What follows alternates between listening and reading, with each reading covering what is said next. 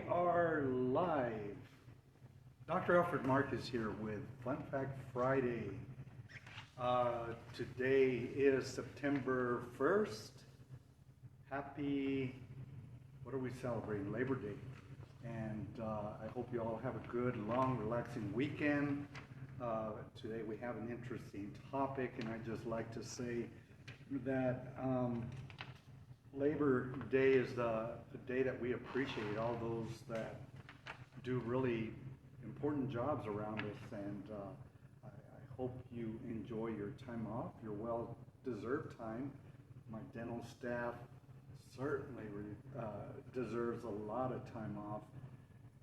I wish I could give them more, but they are go-getters, and that being said, you're more than welcome to experience and come to our office and really enjoy the comforts of our office. I feel a very comfortable environment that isn't just me, and definitely not just me, but my employees that are just so wonderful.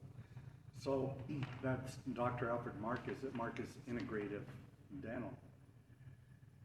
So our topic, flu season.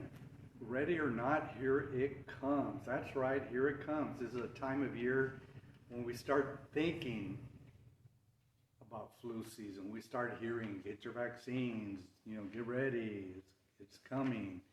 And really, as owners of this wonderful body of ours, I believe that we should plan and we should be ready. Now's the time to plan both prevention. Who needs these notes? I don't need them. You like that?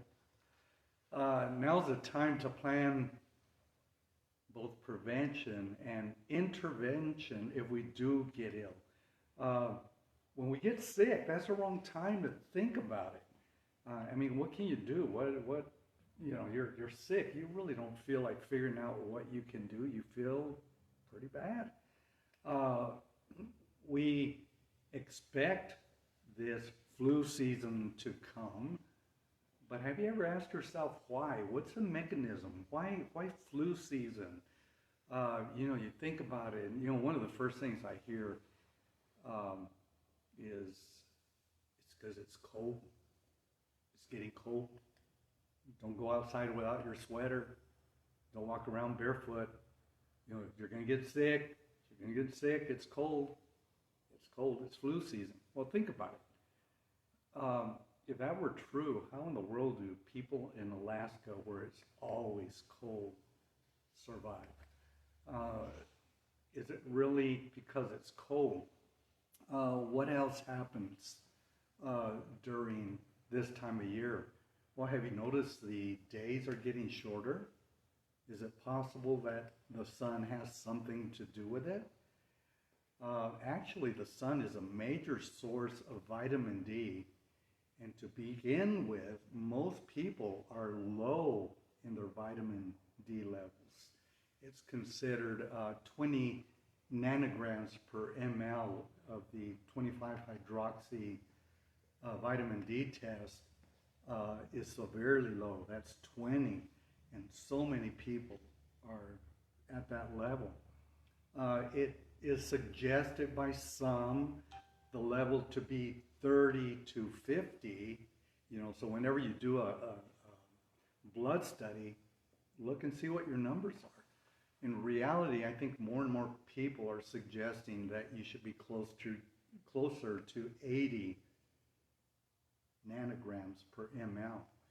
So, and the sun is the main source of vitamin D, so maybe that has something to do with our susceptibility to virus-like disease, of which flu is.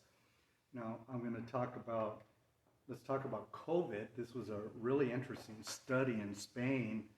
Most of the patients that died of COVID had low levels of vitamin D. Individuals with higher levels of vitamin D survived much more. And the reason I bring this up, I'm talking about flu, and then I start talking about COVID. Well, this flu is a virus, COVID is a virus, so the preventive strategies are very similar. So what do? Let's talk. Since we're on vitamin D, let's talk about it. Well, check your levels. How do you check your levels? There's kits you can get. I believe pharmacies might have it.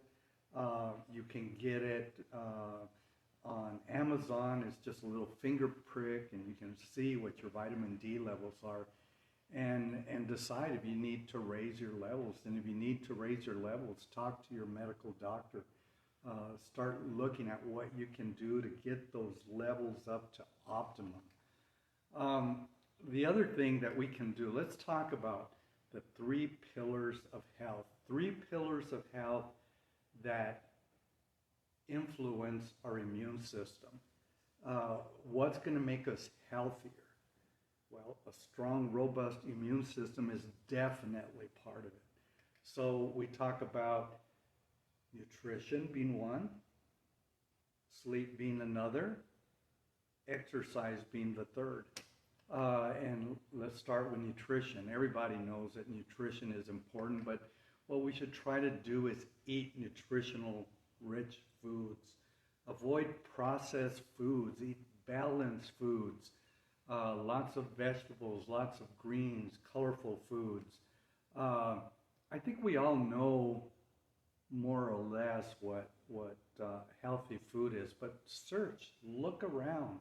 And I think the bottom line is avoid your processed foods. And that's really hard to do. Now, of course, I'm going to say this, avoid sugar. You know, after all, I am a dentist. I have to say that. But the reality is, did you know that it lowers your immune system, not a little bit, but significantly? The more strategic you are at reducing sugar in your diet, the bigger influence you have on your immune system. By the way, while we're speaking about vices of life, alcohol. I'll get into that a little bit more, but that certainly is a big influencer, even if it's occasional drinking. Sorry, Steve.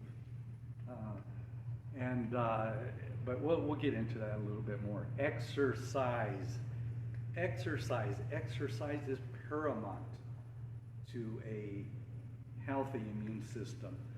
Of course, we know about the benefits of improved circulation, but the effects in elevating our immune system are very well documented. At the very least, we should walk. At the very least. Maybe do some light weights, maybe, just look, maybe do some bike riding, but make it part of your daily regimen, and you'll be surprised how much more healthy you are. And yes, you can even play basketball, Steve. It is incredible how important sleep is. Sleep is the 3rd pillar of health. I have followed the research of Matthew Walker, and you might consider that. Matthew Walker is a researcher, a doctor, PhD at the University of California in Berkeley, I believe. But he's written so much. You look for his podcast, look on YouTube, see the different things that he's come up with. And in fact, I've been so impressed with what he said. I would like to probably do my next Fun Fact Friday on the topic of sleep. And so I'm just going to touch on it right now, because absolutely this plays a big role in our immune system.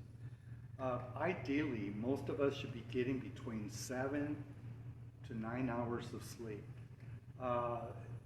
Mother Nature designed that. It took her over 3,400,000 years to design that. And here we come and we challenge it, and we start sleeping less because we want to get so much more done. But really, sometimes, in fact, a lot of times, most of the time, so we don't get more done. We become less efficient, less healthy for sure. So we'll talk about that a little bit more, but just to give you an idea, 1 out of every 2 adults is getting less than the recommended sleep. 1 out of every 3 adults is getting 6 hours or less. Getting 6 hours of sleep per day is a great predictor of cancer. Think about that. Great predictor of Alzheimer's and dementia. Now, this is an interesting fact. In fact, 1 night of 4 hours or less of sleep will actually affect your body immediately, where you will see 70% reduction in our immune-fighting natural killer cells that are so critical in keeping us healthy. Crazy, right? Not only that, I said I was going to touch on alcohol. You hear about taking a nightcap, and we look forward to weekends, and they say, well, yeah, I'm going to have a couple of drinks and that, but you've got to really think about it. Alcohol is a sedative. It interferes with deep sleep, and deep sleep is absolutely necessary in healing and affecting our immune system. And so sedative sleep is definitely not the same as natural sleep. Absolutely not the same thing. Do you know what else is a sedative? Sleeping pills are a sedative. And you compare natural sleep with sleep induced by sedatives, big difference. Big difference. So the bottom line is what we need to do is get good quality sleep. So I'm touching on sleep on this particular pillar of health, because I believe that it is one of the most ignored, one of the biggest challenges that we have as a society, and have been affected so very much. So getting back to what else can we do to get healthy? Well, maybe you want to consider to vaccinate, or maybe you don't want to vaccinate. Think about what's right for you. You know your body. You know how you'll react. And talk to your doctor, and please ask questions. He should be able to give you the pros and the cons of, do I vaccinate or not vaccinate? Weigh it out. If it makes sense to you, then do it. But at least you're jumping in with an informed decision. And in the end, whatever you decide is totally up to you. After you've done your research, you've thought about it, you've had discussion, maybe with several doctors, maybe be careful about information that you get. The choice is ours, what we do. It's our God-given right. One of the things I've heard is that our wonderful bureaucrats, heads of governmental agencies, are sounding alarms. They're putting into place plans for masking again. I believe I heard it was in mid-September. I absolutely hope they are wrong. And they're predicting lockdowns. How in the world do they predict lockdowns? But they're predicting lockdowns by mid-December. Setting up infrastructure for the next mandates, perhaps, the next way they're going to attack and control the next pandemic. And I think to myself, really? Let's not forget the last time we went through this craziness. My question is, how do they know? But I think we should all be making up our own minds and analyze and digest and decide whether we're going to do what we do to control whatever happens. It's up to us, but one of the greatest greatest protectors we have is our immune system. So, in summary, consider your plan for both prevention and intervention. Remember the 3 pillars of health: nutrition, exercise, and sleep. I hope you found this interesting. I don't want you to take my word for it. There is definitely a lot you can do. Do your own research, come to your own conclusions, and I wish you health, wellness, peace, love, and God bless you. Thank you very much. Dr. Alfred Marcus, Marcus Integrative Dental. Please follow us on Facebook, Instagram, look at our YouTube channel, like us. Don't ask me why, but that's what people over here are telling me to do. But do it, because I appreciate your attention, and I hope, once again, that this was informative and is somewhat helpful to you. Thank you.